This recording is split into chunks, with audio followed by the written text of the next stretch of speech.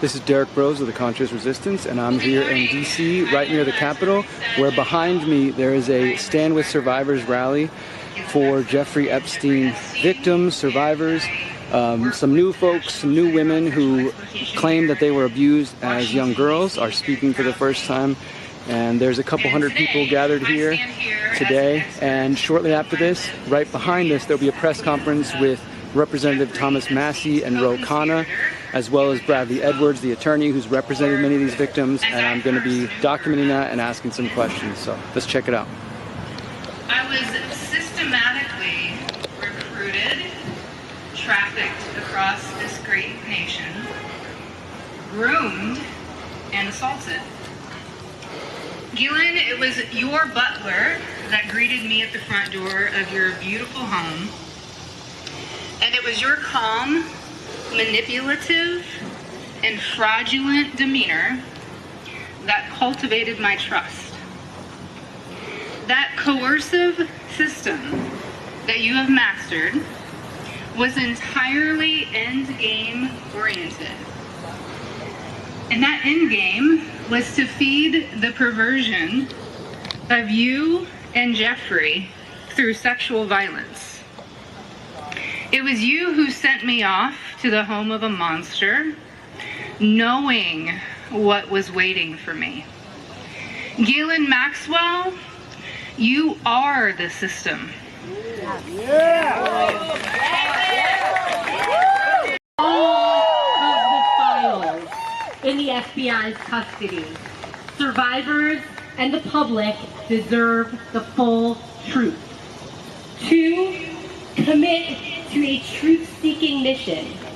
No political theater, no partisan politics, just the truth. She was feeling that everybody was talking about survivors, but nobody was truly listening to survivors. And we knew that needed to change. So after listening to Liz, we knew we needed to create a space and send a clear message. It is time to listen to the voices of survivors. So here we are. What Liz reminds us is that courage is contagious. You will not see one woman walk up here alone. She will walk up in solidarity with her survivor sisters. And that is deliberate, because this movement is all about solidarity. When one person steps forward, we all have the courage to step forward. All right, let's do it. Liz, come on up here. Good morning, everyone. Oh, wow. Welcome.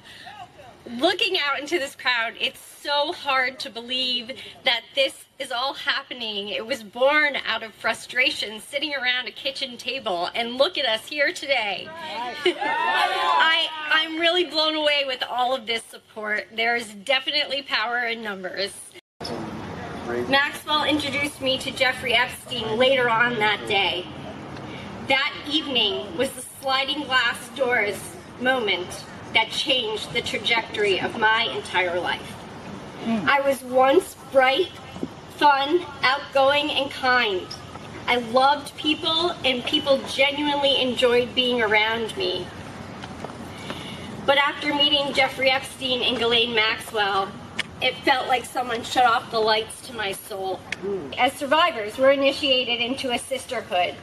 We're in a sorority that none of us asked to join, but we all stand here today strong, stronger together because our collective voice is powerful.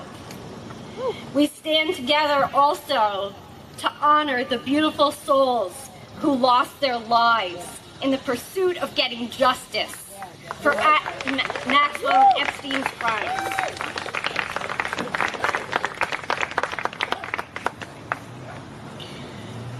This is not a partisan issue.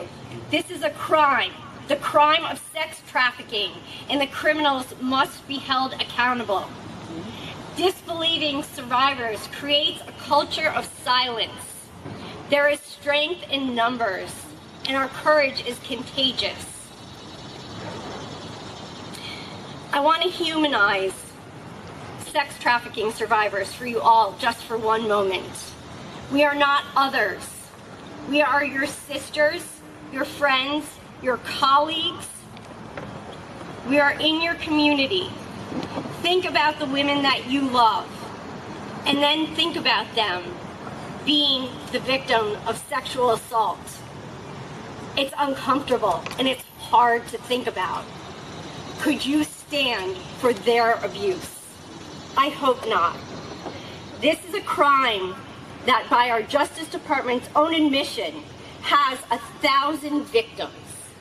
1,000 victims. Do you know 1,000 people? Think of the enormity of that. My sister Maria Farmer was not able to attend, and so I will read her remarks for her. Due to the debilitating effects of the last few years of cancer treatment, I'm unable to be here today. My sister, Annie Farmer, will speak for me. She is a primary reason that I reported Epstein, Maxwell, and others to the FBI in 1996 after they assaulted us in 2 different locations and held me captive at Wexner's estate, while Maxwell also stole photos that were my private art studies and twisted them into child sexual abuse materials, harming my sisters and myself.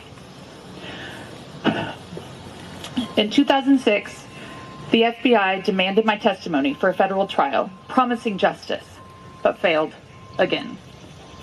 For 30 years, I've fought not only sex traffickers, but a federal government that has enabled them, while that same government fully ignored teen safety and my many FOIA report requests. After 3 decades of failure, I am suing them for answers.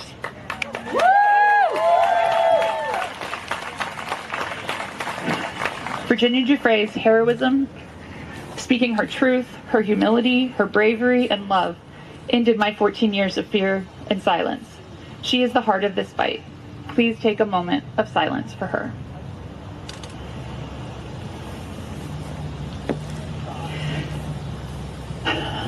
And I would just like to say, speaking for myself now, how very much it means to see this show of solidarity today. After feeling so isolated and alone for so many years with this fight, it's incredible to see all of you standing here and to feel the support coming from elsewhere as well. Since I've come out publicly in this case, I've received so many notes and messages from people who have been impacted by this story because of how much they relate to the struggles involved in this story. Unfortunately, that's because so many people are affected by these crimes. We have a huge, widespread issue with child sexual abuse, with sexual violence against women, with abuse of power in all forms that leads to all forms of trafficking. Right?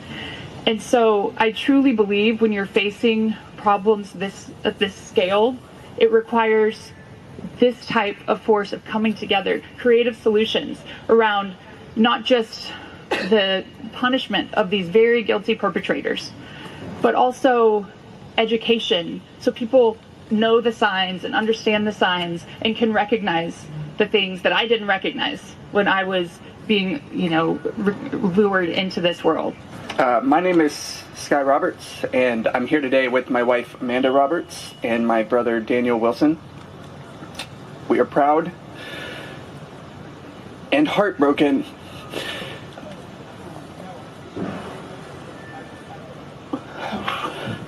to be standing here before you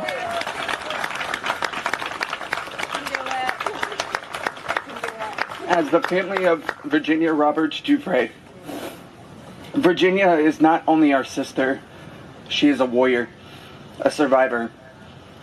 And even though she is no longer with us in body, her voice, her courage, and her fight live on through every one of us here today. We want to start by saying thank you to the survivors who show unimaginable strength simply by standing here, to World Without Exploitation, whose tireless work helps turn pain into purpose, and to every person who refuses to stay silent, even when the world makes it easier to look away. Yeah. It is an honor, a true privilege to stand with you, to support you, and to help keep Virginia's voice alive.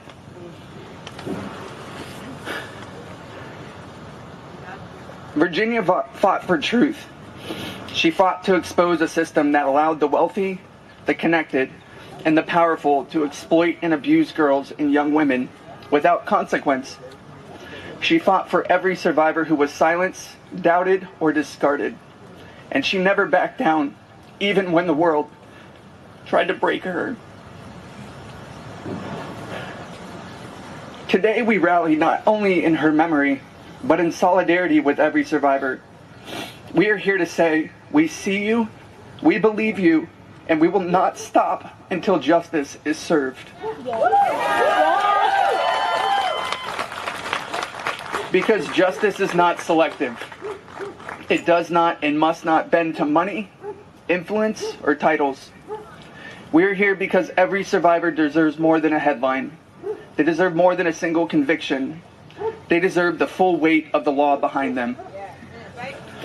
Our demands are clear. Ghislaine Maxwell must remain in a maximum security prison for the rest of her life.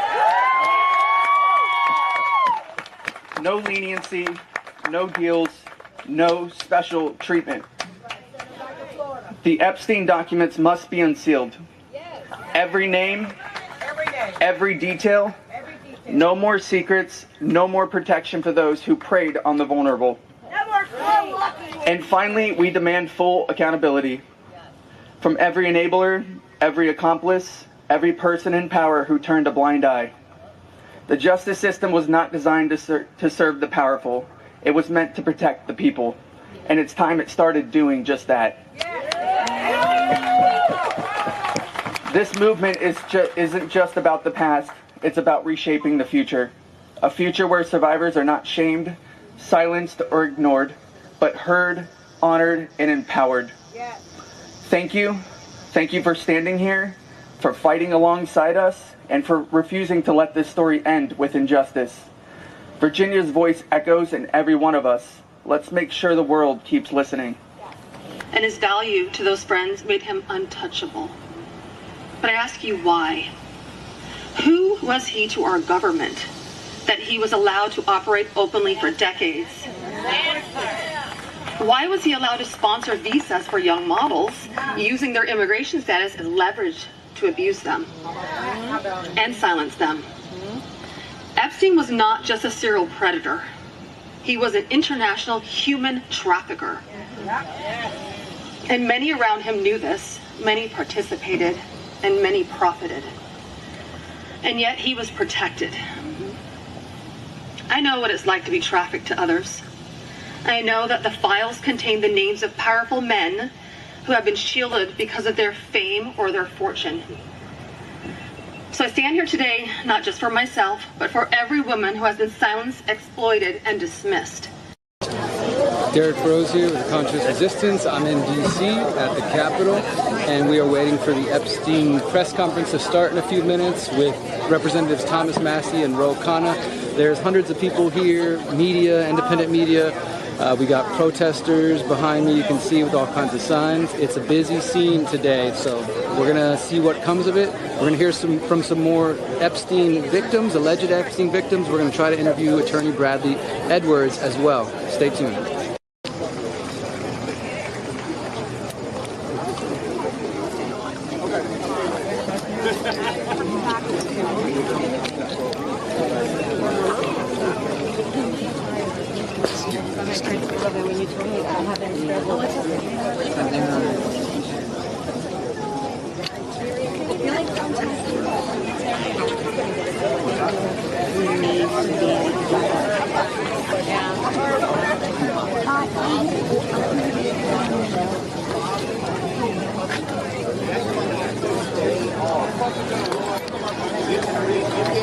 Because you know the answer is that Donald Trump lobbied the Republicans yesterday to stay off of the discharge petition to release the Epstein list. You want me to answer words that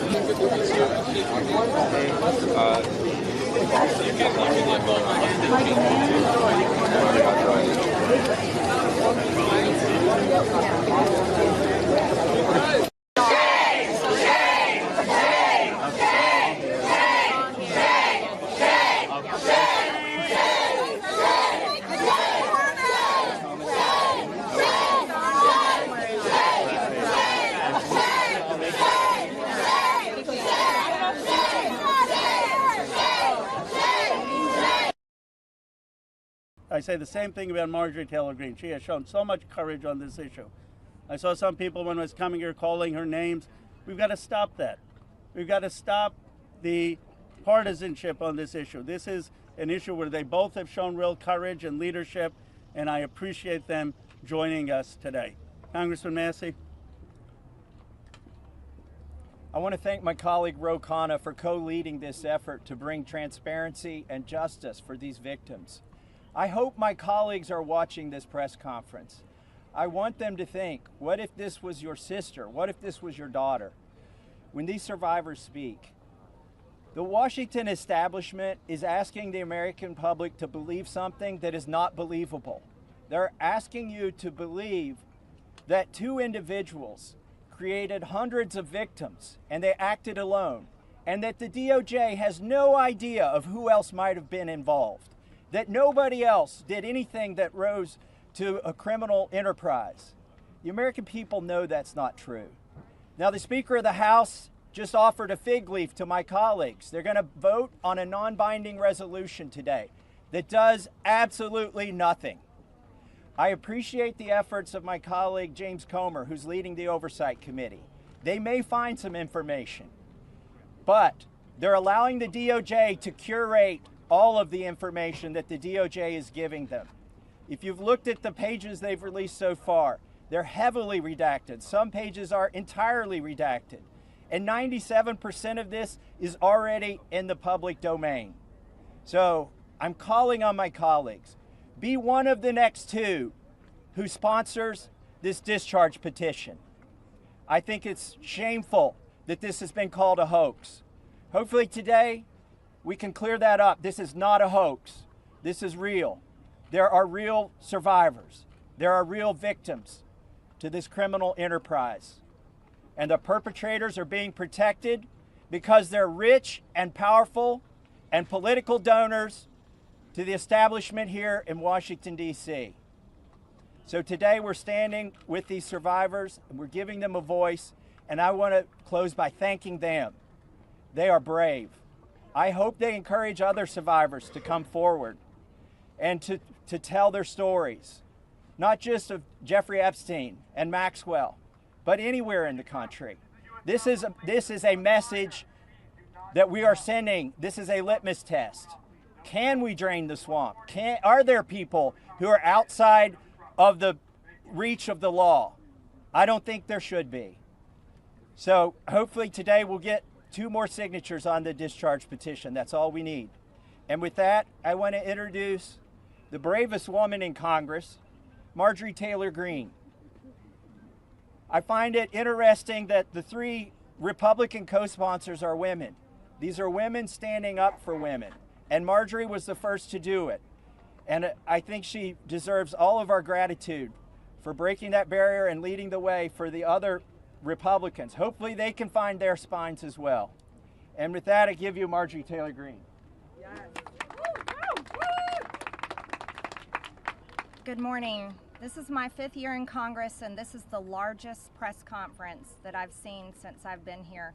And this is because this is an issue that matters so much to Americans. This is an issue that doesn't have political boundaries. It's an issue that Republicans and Democrats should never fight about. As a matter of fact, it's such an important issue that it should bring us all together. It's grieved me to watch the arguments and debates take place among my colleagues and even the administration. I think this is something that was worth fighting for. You see, the women behind me are going to tell you stories that you've never heard before. These are unimaginable horrors that they've lived with for their entire lives since they were very, very young. Bradley Edwards and Brittany Henderson, who are the attorneys for the victims. Thank you for being here.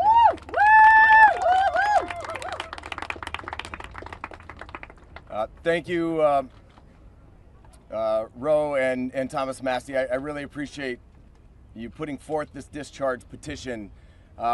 It's tough to understand that we have to be here because this doesn't seem like a partisan issue. This is an issue, sex trafficking and sexual abuse transcends politics. We as Americans expect equal protection under the law. And there can be no doubt that Jeffrey Epstein received far greater protection than any of the victims that he abused for years.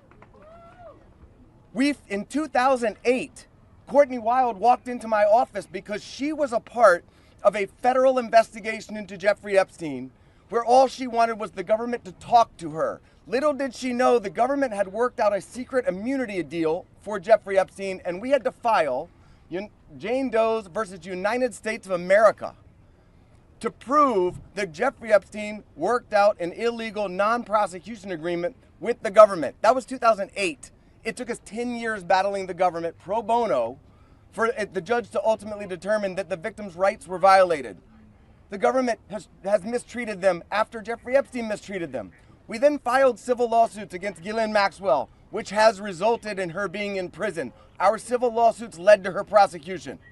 We filed lawsuits against Jeffrey Epstein, against his estate, and against two financial institutions, JP Morgan and Deutsche Bank, that proved that they knowingly provided the financial infrastructure for a sex trafficking operation.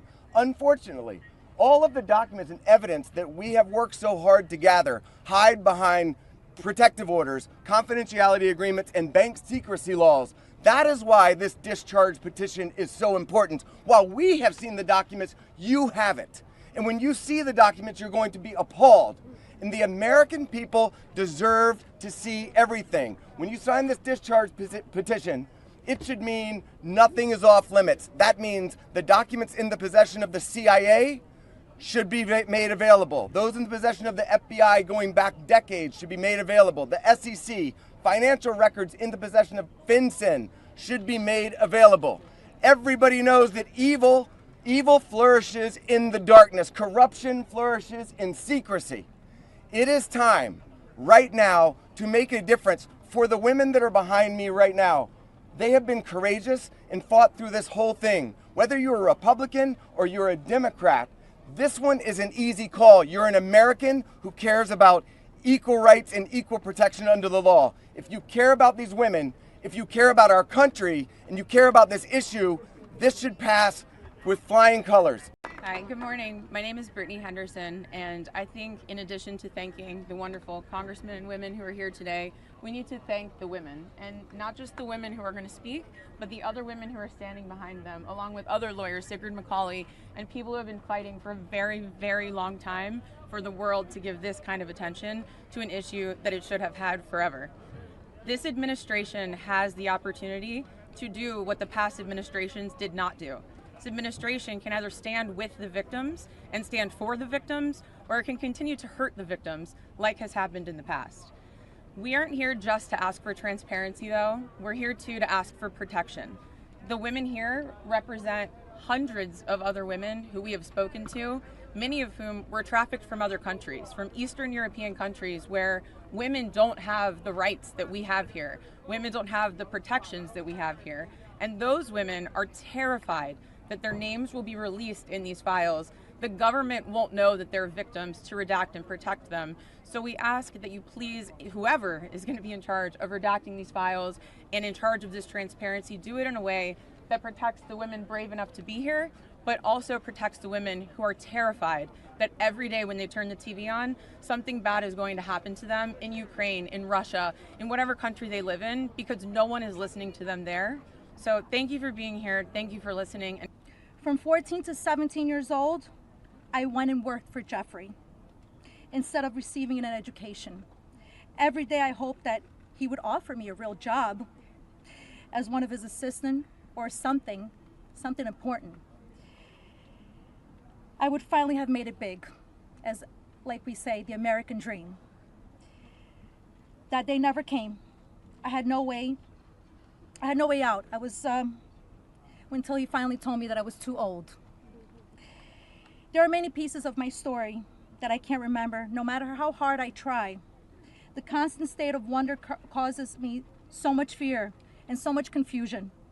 My therapist says that my brain is just trying to protect itself, but it's so hard to begin to heal knowing that there are people out there who know more about my abuse than I do. The worst part is that the government is still in possession right now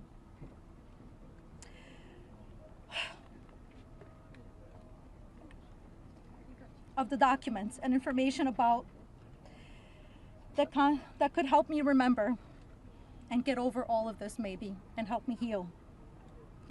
They have documents with my name on them that were confiscated from Jeffrey Epstein's house. It's time you do is right by us.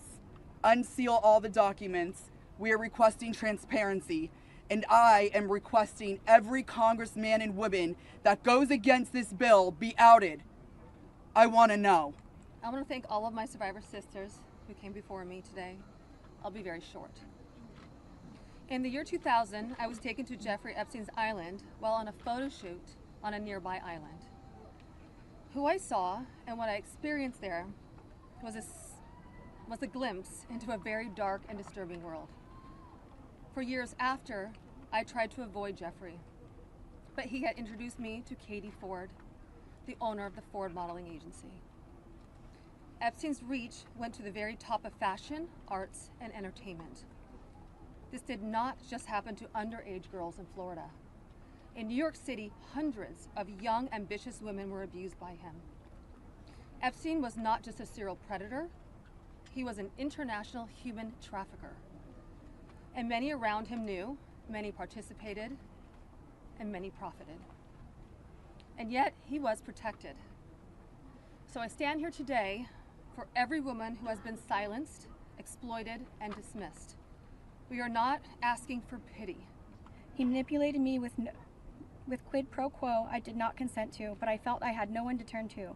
He was too powerful.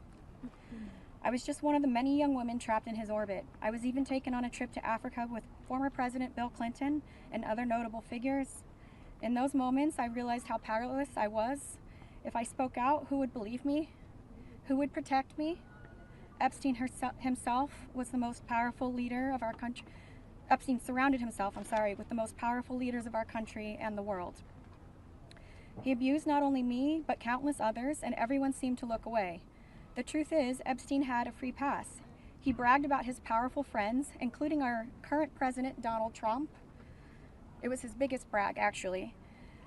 And while what I endured will haunt me forever, I live every day with PTSD. I live as a mother trying to raise my child while distrusting a world that has betrayed me. This kind of trauma never leaves you. It breaks families apart. It shapes the way we see everyone around us. Now we'll take a few questions. You can always get Congressman Massie, me, or Congresswoman Green in the hallways and other places. If you have questions for us, that's fine. But I wanted to see first if you have questions for the lawyers and the survivors, and Brad will facilitate any of the questions to the survivors. Yes? Yeah. This question. For this client list that you ladies are putting together, you said it would be confidential, but will the public, could you clarify, will the public get to see that?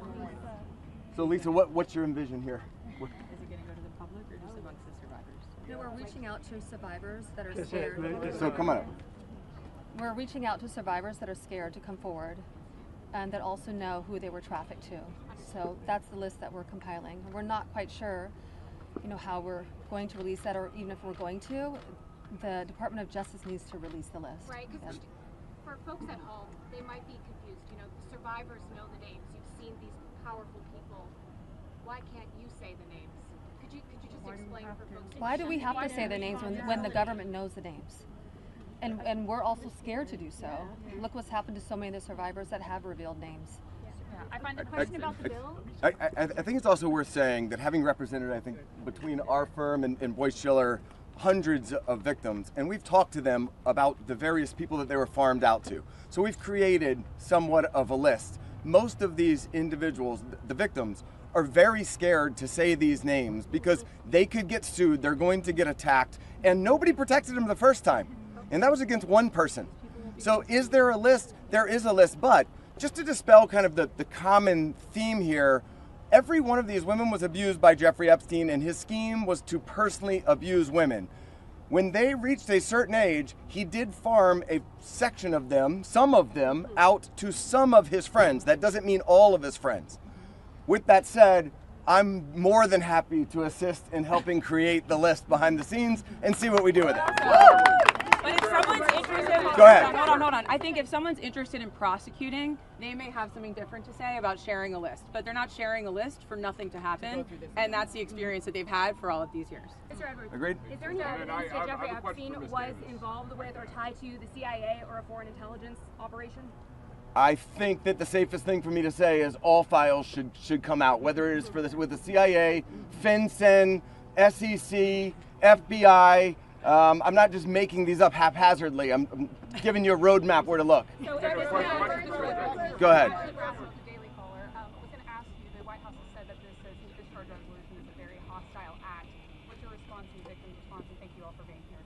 I'll go first and then I'll let them. They're much more important than me, but I don't understand why it's a hostile act. I can tell you that I talked to President Trump back in 2009, and several times after that. He didn't think that it was a hoax then. In fact, he helped me. He got on the phone. He told me things that were helping our investigation. Now, our investigation wasn't looking into him, but he was helping us then. He didn't treat this as a hoax. So at this point in time, I would hope that he would revert back to what he was saying to get elected, which is, I want transparency. This about face that occurred, none of us understand it. In fact, I don't understand how this is an issue that's even up for debate.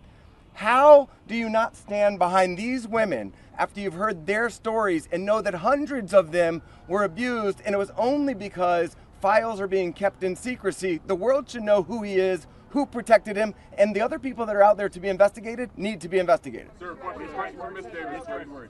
Are there any people who are currently serving in government who are named, who you know of, are in these files, who you had relations with, anything of that sort, who Jeffrey Epstein connected you with? Are you willing to say yes or no? I don't think I can answer that.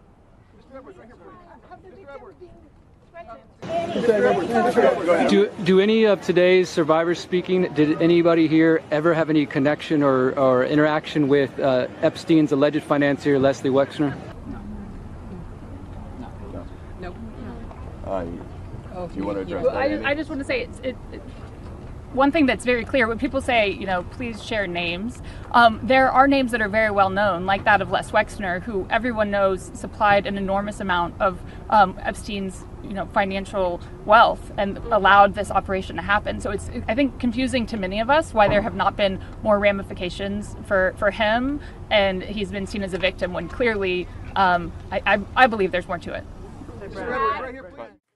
Since 2012, the Conscious Resistance Network has been an independent media organization focused on empowering individuals through education, philosophy, health, and community organizing. We work to create a world where corporate and state power do not rule over the lives of free human beings. Our motto is leading by example and helping others in their pursuit of freedom. Visit theconsciousresistance.com to find our articles, documentaries, interviews, podcasts, books, and more. Remember, you are powerful, you are beautiful, and you are free.